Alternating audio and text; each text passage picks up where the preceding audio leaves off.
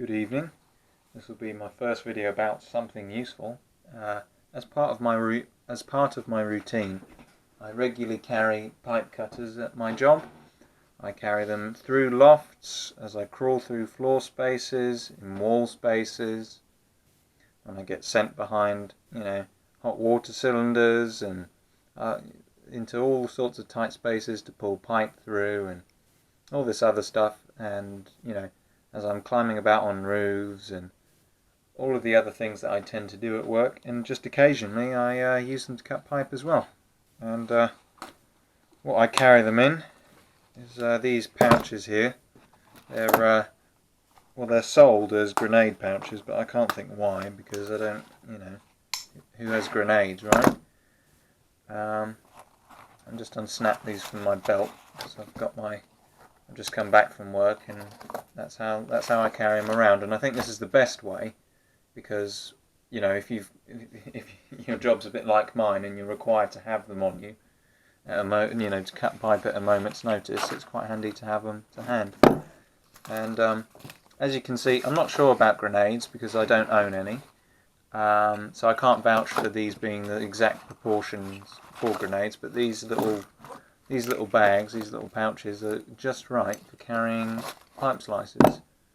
I would think these are more marketed towards airsofters for their toy grenades and stuff, and these might be the right size for toy grenades, but I highly doubt they're the right size for real ones. But that's how I carry them anyway.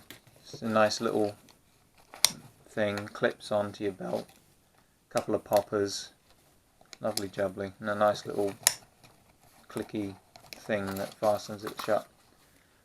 I don't know too much about pouches and grenades and things, but anyway, back to pipe cutters. So I always carry 15 and 22. Funnily enough, I don't really carry 28 because, I don't need to. Nobody besides my grandfather really has 28 in their house. Now, I've got two different types here. This is the auto cut made by Monument Tools, I believe, this 15mm one. And this other 22 one, it's Rothemberger, says Rothemberger on it. But this particular one was a freebie from the Copper Club, the 15mm one. But looking it up and looking at the Monument Tools cutters, it looks exactly like this with the ridges on the outside.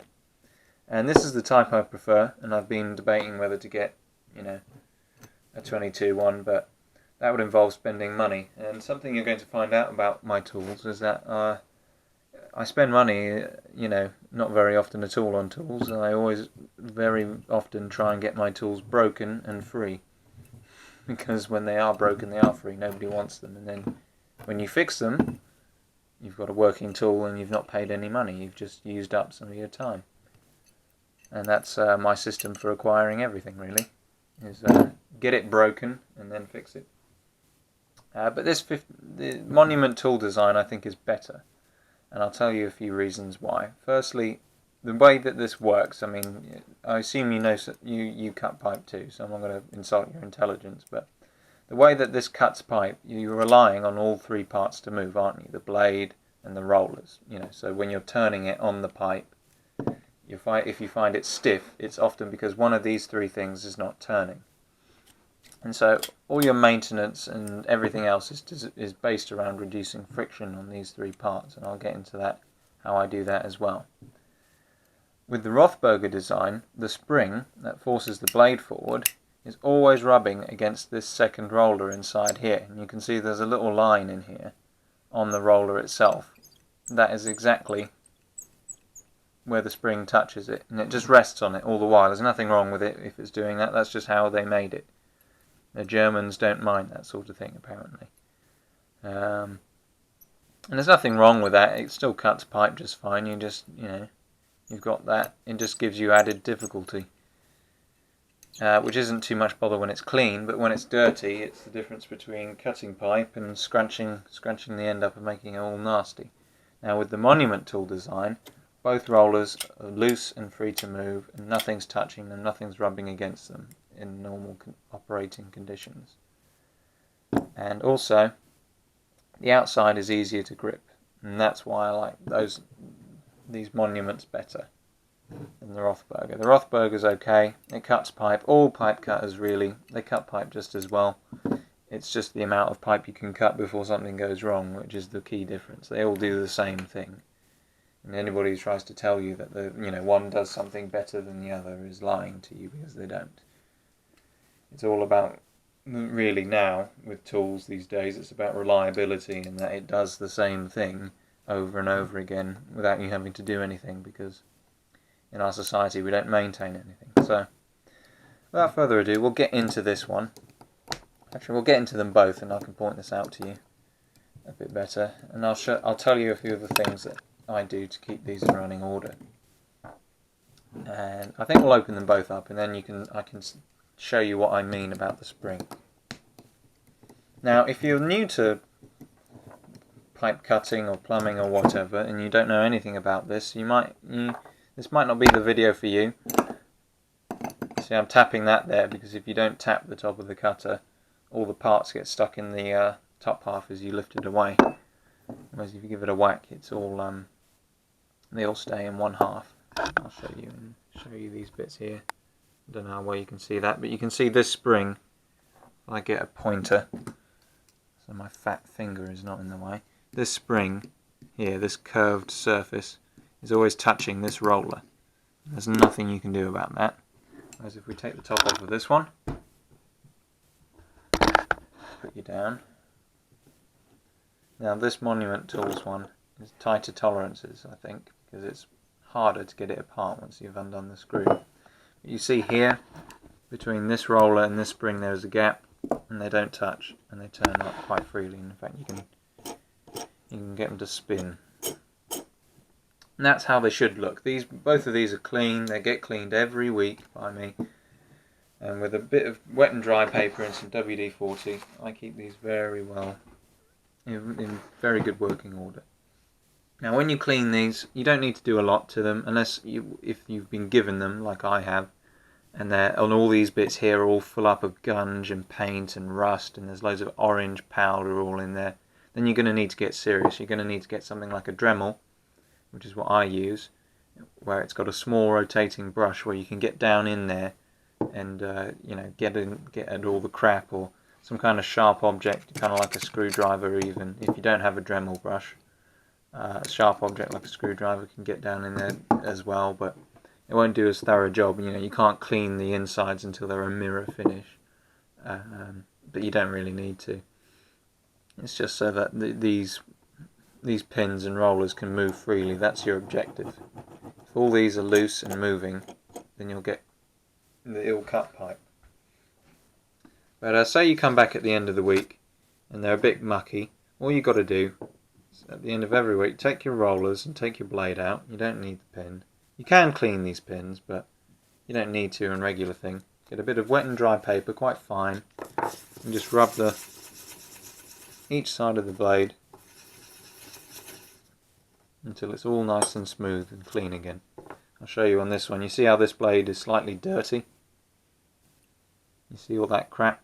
Now that will get worse and worse and worse if I leave it until gradually it's just all gungy and nasty. But a bit of wet and dry paper. And look, you can see your face in it, except you can't because you're not here. But that's basically what you do. You don't even need to do this every week. I think every week is too much really.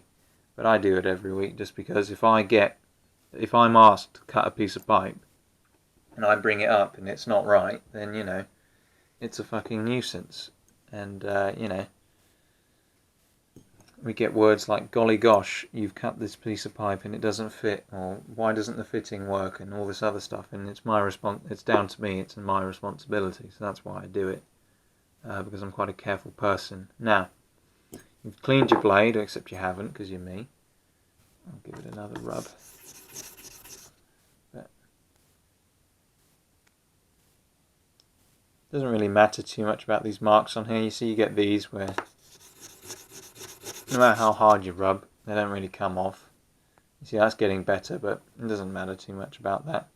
Now with the rollers, you can, if you have something thin, poke down inside there. My multi-tool, this is what I use to take care of all my tools pretty much, and this has a little thin sort of prodding stick.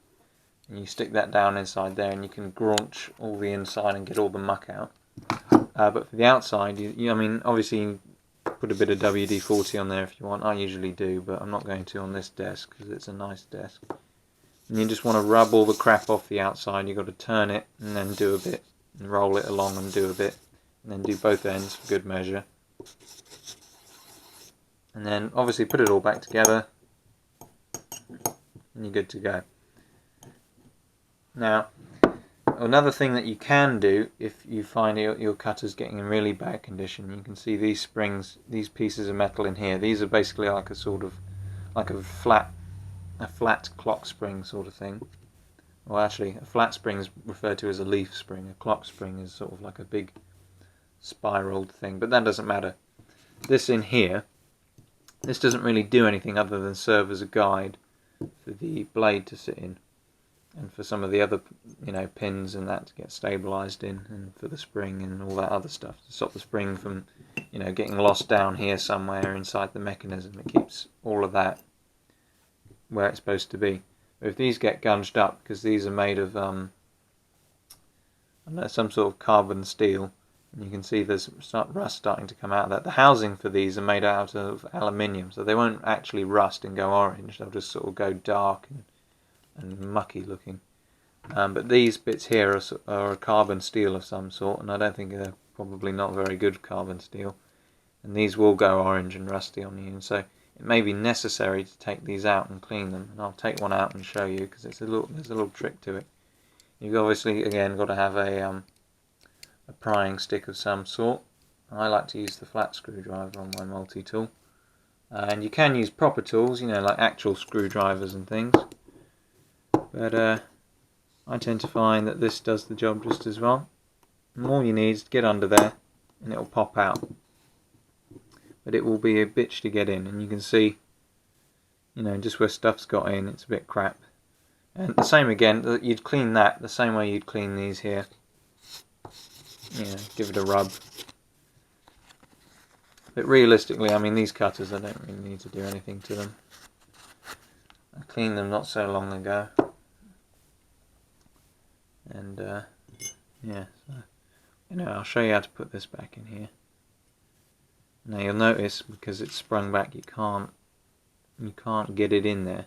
So what you're going to have to do is going to have to get your pliers or something similar, and you're going to have to put this under tension. But if you do this wrong, it'll ping off and it'll take somebody's eye out.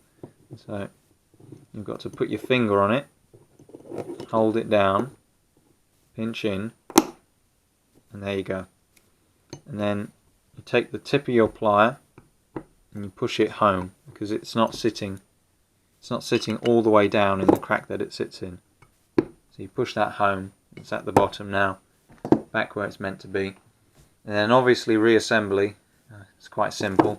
It's the opposite of disassembly. You put this on, you give it a tap, you put the screw in. Remember to use the correct screw if you've got different brands of pipe cutters. This wood screw here won't do the same as this round-headed self-tapper in the Monument screw, in the Monument pipe cutter. Rothberger, they seem to use, I've actually replaced, I think this is actually a wood screw, because I've lost the original screw out of it, and it's exactly the fucking same. It's quite shit really. It's just, it's literally cutting into the metal to hold it. Whereas that other one is a proper self-tapping, it's got a special end on it. Whereas this is an actual, it's a fucking wood screw. Look at it. But hey ho. That and this is a lot thinner. But again, I think this I can't confirm it because I don't know, but I think this may be an actual replacement screw for the one I've lost. I've had these pipe cutters for a while, although they look new. It's because I clean up the outside with the Dremel brush. You want to make sure all your pins go in. Now, this is another thing I don't like about the Rothberger. You put it together, and there's all this wiggle room. There's the Monument Tools one. There's very little at all. Whereas this can wiggle all over the shop, and if it's not quite right, again, you're going to have problems when it comes to cutting. You've got to get You've got to hold it so that these two surfaces are flush and these two surfaces are flush while you put it together, which is highly irritating. But there you go. And then another thing, because these screws aren't, bolts, they're screws, you're going to have to, when you put it together, turn the screw as if you're loosening it until you hear a click, like so.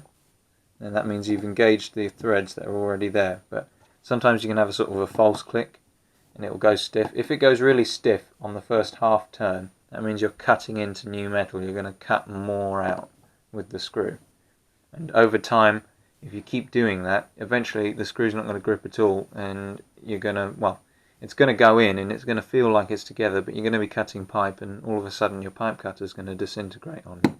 You're going to end up with loads of bits everywhere, and if you're in my job, you'll be up you'll be up shit creek without a paddle, because your boss certainly hasn't got spare pipe cutters, and he's using his up where he's working, and he needs you to use yours down where you're working, and it's a bit of a pain. I mean, we may live in the modern world, but we've not yet invented a way where two people can share one pipe cutter. It's just not possible. Technology has not reached that height yet. Of course, you could be sensible and stock spares on your van, but now we're really talking crazy. Again, with the Rothberger, you've got to put your thumb on this face, finger on this face, make sure they're flush. There's, what that means is that there's not one poking up above the other, like here. Make sure both edges are smooth. Keep it held quite tight. Turn till you hear the click. There you go. I'll let you hear the click again. There we go. And it'll also drop slightly, whereas if it's a sort of false start, it won't drop at all. It'll click like a normal, like it should do, but it'll actually go kudunk, and you'll feel that. But I can't really show you that on here because it's a video. And that's all there is to it. And I've had other pipe cutters. These aren't the only two I own, but these are the only two I really use. I've got others here. And these are the two that I'm going to take into work to stock as spares, because I feel like one day I may lose some. And these 15 mils, you can see how these are thicker than these. I don't really like that, because it means, again, I need more space in which to use them. And if it's not so important if you're fabricating pipework, but if you're trying to strip pipework out, it's a bit of a pain, because you can't then get in there, and then you have to get the junior hacksaw out, and it just becomes a headache. Whereas if you can actually get your pipe cutter in there, even if you have to use a pair of grips to turn it once it's on the pipe, at least it's in there and it's a clean cut, and your fitting's going to fit. So yeah, I hope you've learnt something. I know I'm not exactly a font of knowledge, but that's some of the stuff that I feel is really worth knowing.